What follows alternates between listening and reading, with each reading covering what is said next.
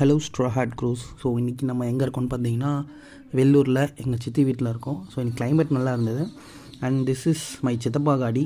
So செம்ம mileage தருங்க இந்த விண்டேஜ் பைக்கு. ஸோ யாராவது சென்னையில் இருந்தால் சொல்லுங்கள், இந்த பைக் நான் வாங்கிக்கிறேன். அண்ட் தென் சரி மழை பெஞ்சதுன்னு சொல்லிவிட்டு எனக்கு டீ குடிக்கணும் போல் இருந்தது. சும்மானாலே டீ குடிக்க தான் தோணும். எனக்கு டீ குடிக்க தோணுதுனால டீ எடுத்துகிட்டு மாடிக்கு வந்துட்டேன். காலையிலேருந்தே ஃபோன் பார்த்துட்டு இருந்ததுனால எனக்கு ஒரு மாதிரி கடுப்பாக இருந்தது, என்ன பண்ணுறதுன்னே தெரியல. சரி ஃபுட்பால் எடுத்துகிட்டு வந்துட்டேன் மொட்டை மாடிக்கு. நல்லா தாங்க விளையாட்டுருந்தேன் ஒரு 10 நிமிஷம். என்ன ஆச்சுன்னு தெரில, கர்மாந்திரம் பக்கத்து வீட்டில் தூக்கி அடிச்சுவிட்டேன். வெறி ஆகிப்போச்சு. காலைல தான் அவனுக்கும் எங்களுக்கும் வாய்க்கால் தகுறாரு வேறு, அடிச்சு விட்ட நாட்டுக்கு. அப்புறம் போய் எடுத்துகிட்டு வந்தேன். நல்ல வேலை. ஐயாவில் இந்த நேரத்தில் தாண்டா ஸ்னாப் போடுவாங்க, டென்ஷன் ஆகுதுங்க. அப்புறம் நம்ம வாலிபால் கொண்டாந்து விளையாட்டுருந்தேன். வாலிபால்னு இல்லை, அப்போது 10th படிக்கும்போது விளையாண்டது. அதோட இப்போ தான் சும்மா பார்த்துட்டு இருந்தேன். அதையும் உருப்படியாக விளையாடலைங்க, தூக்கி போட்டேன் பக்கத்து வீட்டில். இன்றைக்கி வியாபாரமே ஆகாதாட்டக்குடு வந்துட்டேன். போங்கடா நீங்களும் ஃபுட்பாலுன்னு.